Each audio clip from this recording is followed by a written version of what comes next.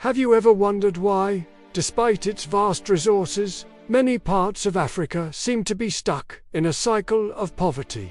The story they don't tell you in textbooks is that entire nations, from Ghana to Kenya, Nigeria to Zambia, are drowning in debt. These aren't just numbers on a spreadsheet. They are financial chains that may never be broken.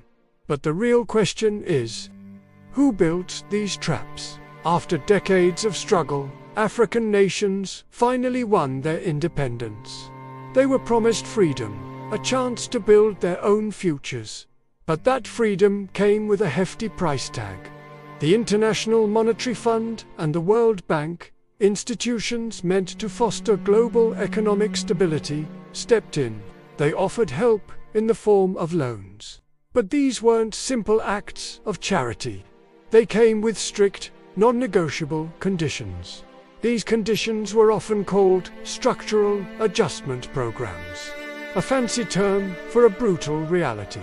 Governments were told to cut spending on essential services like healthcare and education.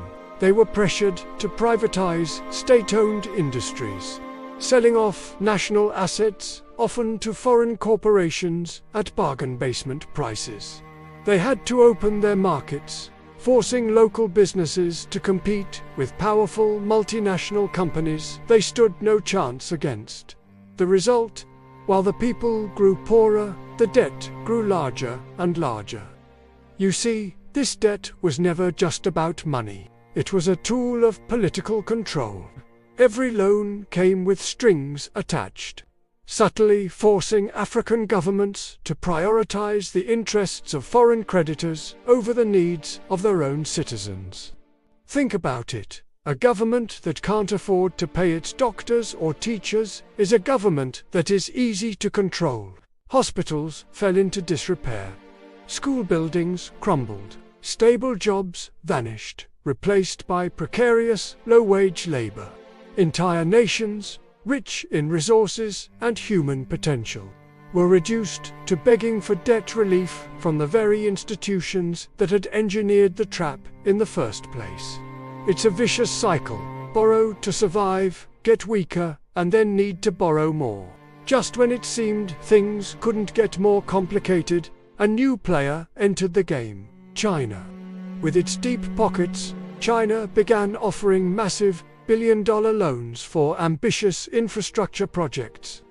Gleaming new roads, modern railways, and powerful dams started appearing across the continent. On the surface, it looked like a new era of partnership, a welcome alternative to the old Western model. But many are now asking if it's just the same old trap with a different face. The concerns are serious. Many of these Chinese loan agreements are shrouded in secrecy. The exact terms, interest rates, and repayment schedules are often hidden from public view and even from the parliaments of the borrowing countries. This lack of transparency is a major red flag. Furthermore, many of these loans are collateralized. This means that if a country defaults on its payments, China can legally seize the asset that was built with the loan money. We're talking about strategic assets like ports, railways, and even natural resource reserves. Imagine a country losing control of its main port because it couldn't keep up with loan payments. That's not just a financial loss. It's a loss of sovereignty. It's a modern form of colonialism, some would argue. A new empire being built, not with armies and flags, but with contracts and concrete. The face of the creditor may have changed, but for the people on the ground, the chains feel just the same. So, where does that leave Africa today? The numbers are staggering. On average, African countries now spend more money repaying the interest on their debts than they do on healthcare or education. Let that sink in. Billions of dollars that could be used to build schools, equip hospitals, and create jobs are instead flowing out of the continent and into the coffers of international creditors in Washington, London, and Beijing. Children are going hungry so that interest payments can be met.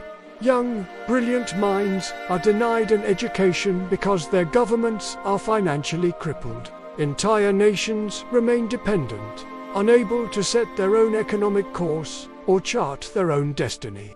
They are caught in a perpetual cycle of borrowing, repaying, and borrowing again. A cycle designed to maintain the status quo, keeping the continent in a state of controlled dependency. This is the debt trap. It's not an accident. It's a system carefully constructed to keep Africa reliant, to siphon its wealth, and to ensure it never becomes a true global power in its own right. It's a complex web of historical injustices, predatory lending, and geopolitical power plays. Until these financial chains are finally and truly broken, the idea of independence for many African nations will remain just that, an illusion. If you believe that Africa deserves genuine freedom, not a 21st century version of financial slavery, then this conversation can't end here. This isn't just a story about economics. It's a story about justice, sovereignty, and the future of an entire continent. If these hard truths resonate with you, don't just move on to the next video. Make your voice heard. Like this video to help it reach more people. Drop a comment with your thoughts below. Let's get a real discussion going. And most importantly, subscribe to this channel. We're committed to bringing you the stories and analyses they'll never teach you in school. Thanks for watching.